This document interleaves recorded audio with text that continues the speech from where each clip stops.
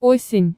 Холод, ветер, простуда преследует практически каждого. Одно из самых неприятных ее проявлений – это кашель. Его можно усмирить не только лекарствами из аптеки, но и народными средствами. Сегодня мы поговорим о тех, которые доступны каждому из нас. Молоко. Одно из самых эффективных средств при кашле. Молоко разжижает мокроту, а также обладает смягчающим, муколитическим и отхаркивающим свойством. Можно пить теплое молоко с медом, с маслом или минералкой. Молочный отвар с плодами инжира издревле применяют при коклюше и считают микстурой от кашля. Хорошим обеззараживающим и противомикробным действием обладает молоко с чесноком. Однако такую смесь следует применять с осторожностью маленьким детям, беременным и кормящим женщинам, а также людям с болезнями желудочно-кишечного тракта. Если кашель мучает ребенка, а он не очень хочет пить теплое молоко перед сном, можно сделать ему молоко с бананом, измельчить в блендере банан, добавить по 1-2 ложки какао и меда, и залить полученную смесь горячим молоком. Черная редька. Незаменимое народное средство при борьбе с кашлем. Ее применяют при самом неприятном, сухом кашле. Корнеплод разрезают, делают в нем углубления, и добавляют туда мед, или морковный сок, или даже сахар. Выделяемый в ответ сок редьки будет тем самым лекарственным средством, которое поможет избавиться от неприятных приступов кашля. Применять сок редьки советуют каждый час по 1 чайной, для детей, или столовой, для взрослых, ложке. Полоскание горла. Кашель часто сопровождается болью в горле или его раздражением. В таком случае прекрасным способом улучшить свое состояние будут полоскания. Их можно проводить до 10 раз в день. Чем полоскать горло?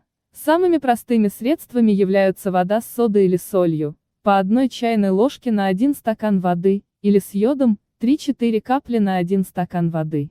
Также для этих целей употребляют сок лимона, сок свеклы с уксусом, сок моркови с медом, и многочисленные растительные отвары. Ромашку, эвкалипт, солодку, календулу, мать и мачеху и так далее. Компрессы. При влажном кашле, при затрудненном отхаркивании и неприятных ощущениях в груди во время кашля облегчить симптомы помогут компрессы. Как вариант можно сделать компресс из перетертого вареного картофеля, картофельного пюре, либо из горчичного порошка, меда и сока редьки.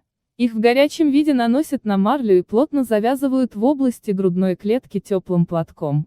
Среди компрессов также известны способы намазать грудь больного жидким медом или теплым растительным маслом, обернуть в несколько теплых слоев, укрыть теплым одеялом и оставить на некоторое время.